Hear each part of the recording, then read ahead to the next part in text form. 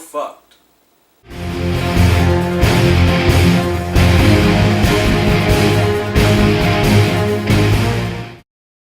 You know, guys, I have, in my mind, tried to justify this Batman-Superman movie thing for the longest time. Okay, I'm not even going to try to sugarcoat that. I have, in my own mind, tried to justify this thing for the last almost a year now. I mean, it's been about a good, 10 months since the announcement came? And I've been trying continuously to justify it, and I can't do it anymore. I just can't. So let's go down memory lane, okay? Let's go down memory lane and see all the big announcements and talk about each one and how I continue to try and justify this. The announcement came at Comic-Con last year that the Batman-Superman movie would happen in the future. And we got that by the epic reveal of the first ever logo. And after that initial buzz wore off, we started thinking, it's like, okay, who in the hell is going to play the Batman? And initially we were like, okay, Christian Bale will come back. It's, Christopher Nolan. Obviously he'll come back, right? Yeah, okay. And then came the announcement of Ben Affleck as Batman. And, I responded. I made a nice little video where I kind of defended the Affleck aspect, I said, hey, we don't know the story of the movie, and we haven't even seen him in the suit, okay? Yes, granted, Daredevil to most people was such a huge flop. Personally, we all know I enjoyed it, but let's not trash it yet, alright? Let's give it a shot. So, I was cautiously optimistic, and I give you the reason why. Simple. Christopher Nolan. If Christopher Nolan supports this decision, hey, I would never have cast Heath Ledger as, the Joker, but we all know how that turned out, didn't we? Then comes the amazing announcement that we're going to get Wonder Woman in this movie. Really? Wonder? Yes! Let's do it! And then the announcement came as to who in the hell would play Diana. Who's gonna play the Amazon? Who's gonna look face to face with Superman? Who's gonna stand toe to toe and look Henry Cavill in his big, hairy, muscle-bound chest and say, Kal-El, I am your equal. It should be a big casting thing. 5,000 people audition. The big names come in. The no names come in. Everybody's going to audition for this. Oh yeah, this is going to be off the chart. Everybody wants to play this role. And we're going to get the biggest, baddest, most awesome Wonder Woman ever. After all this time in development hell, we'll see her on the big screen. And who in the bluest of all hell did they pick to play this role? Gal Gadot.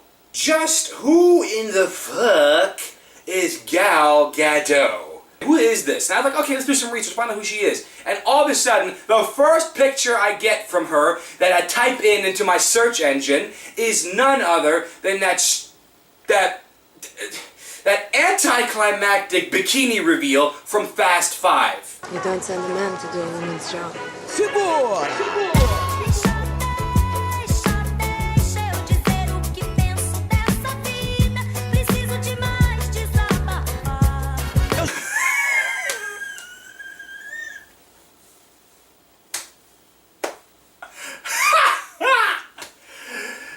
Get the fuck out of here! No way! How the fuck is this Wonder Woman?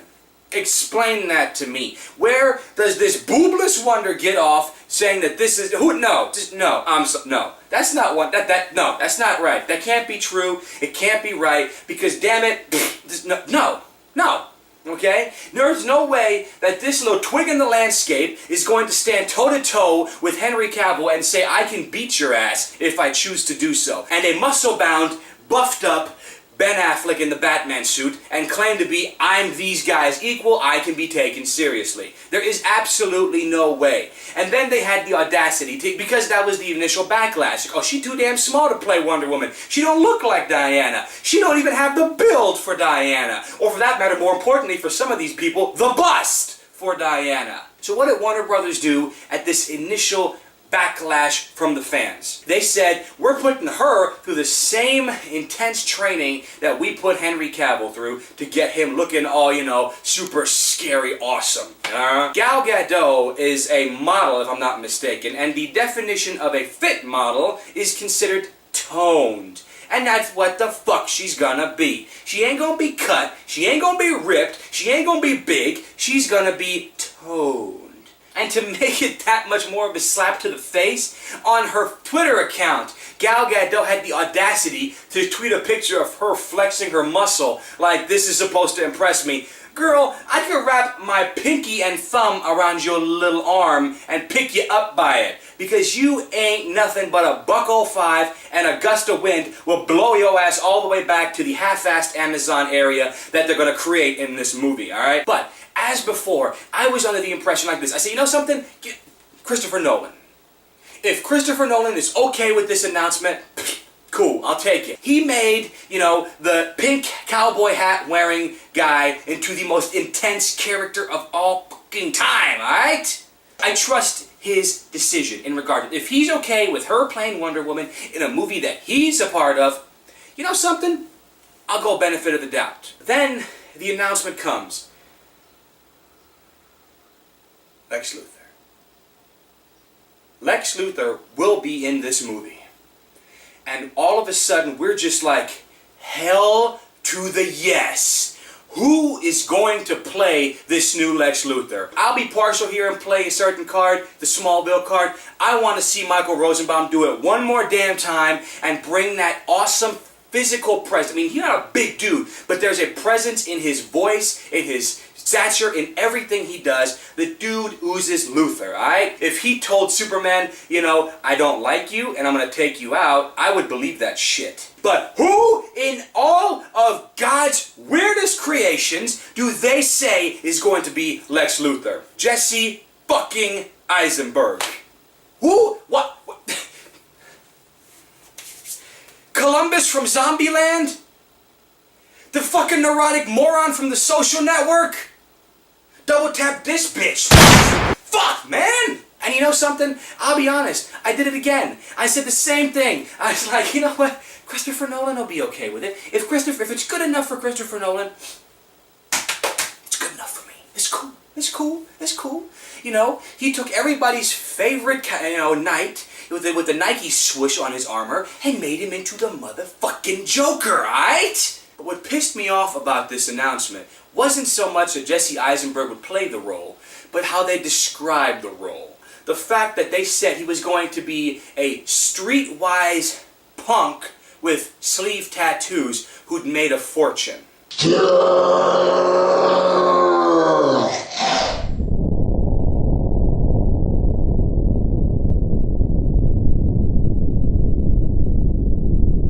Sorry, that's the initial reaction, alright? But again, if Christopher Nolan says that Jesse Eisenberg is going to play a wonderful, a super awesome, moody, realistic, verisimilitude-having Lex Luthor who's going to be able to stand toe-to-toe with somebody of the stature of Henry Cavill and make it seem believable in David S. Goyer's script and Zack Snyder's visual presence, I will go with it. It's okay. I'll take it.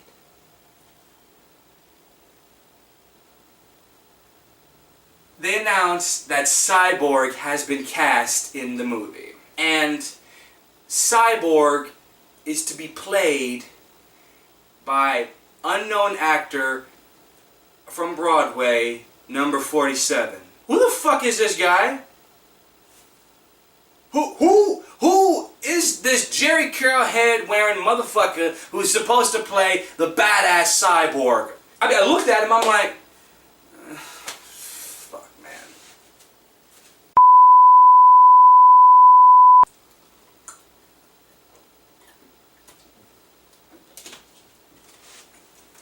Christopher Nolan's okay with it? G-Money's okay with it. If Christopher Nolan can take, the one person who everybody thought was the absolute worst decision to create the most iconic Batman villain of all time and make it not just plausible, but work so well it got a superhero movie its first acting Academy Award, I'll bite. Then, the bombshell that blew my fucking mind. Apparently, Christopher Nolan has not been a part of the process of this Batman Superman movie since the first press release. So somewhere between the announcement of Batman vs. Superman and that point, Christopher Nolan had absolutely nothing to do with that movie. So all of my justifying these weird-ass decisions, character designs, actors in new different kind of roles went out the fucking window. And not just out the fucking window, but out the window, on the road, run the fuck over by the train that is DC, and of course Warner Brothers money, and spit on top of everything else by the Green Lantern movie. What the fuck do we have? Now we have this half-assed Justice League movie that's going to feature Batman, Superman, Wonder Woman, Lex Luthor, and on top of everything else, it's going to feature Cyborg. Alright, okay, I'll take that. You know what? I'll find the positives in this. I'll try my best to find the positives. Here's the positives.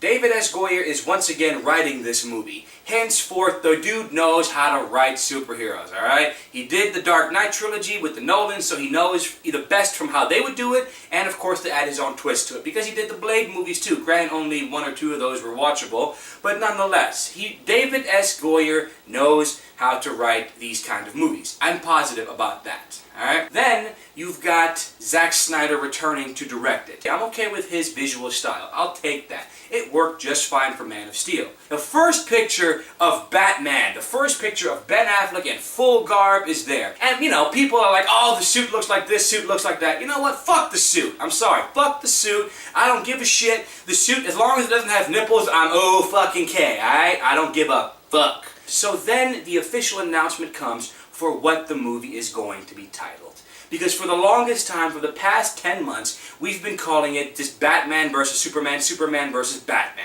And finally, they gave us the title, and it is Batman v Superman, Dawn of Justice. It is obviously a plug for the upcoming Justice League movie. We're going to Justice League. It's been announced. Zack Snyder's directing it. Justice League is coming.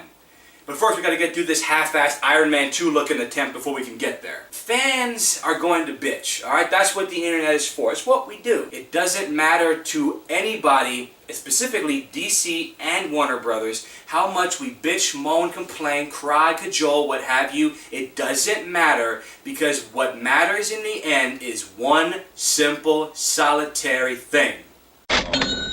Bitch as much as you want, you're going to see this movie. That's a fact. And I give credit to anybody who has said and have stayed by this, that they're not going to see this movie. If you are one of those, hey, you are a stronger individual than me, because I want to see just exactly how much either this movie is going to surprise the living shit out of me, or how it's going to fuck up everybody's childhood worse than Michael Bay and his Transformers and that fucked up Teenage Mutant Ninja Turtles movie could ever do. Quite frankly, DC and Warner Brothers don't give a fuck if we ain't happy, if we're upset, if we don't agree, because they already got our hard-earned money in their back pocket. I'm not saying that we should boycott the movie, because that is just absolutely childish in that aspect, because we're not going to. But I'm saying if anybody really wants to make a point in regards to something like this, don't go see it. Don't give them the money, because that's how they get us. Because we can talk shit about Spider-Man 3 and about Batman and Robin and about Green Lantern. The fact of the matter is, the movies make them money, and if they make their money and maybe something else back, guess what? All around, guys, I don't know. I just, you know, I'm sweating here. I've got the bright lights on. I'm upset about this. It is what it is. But until then, this is me, G Money, telling you guys, I'll see you right here on the Cash Flow. And until next time, peace.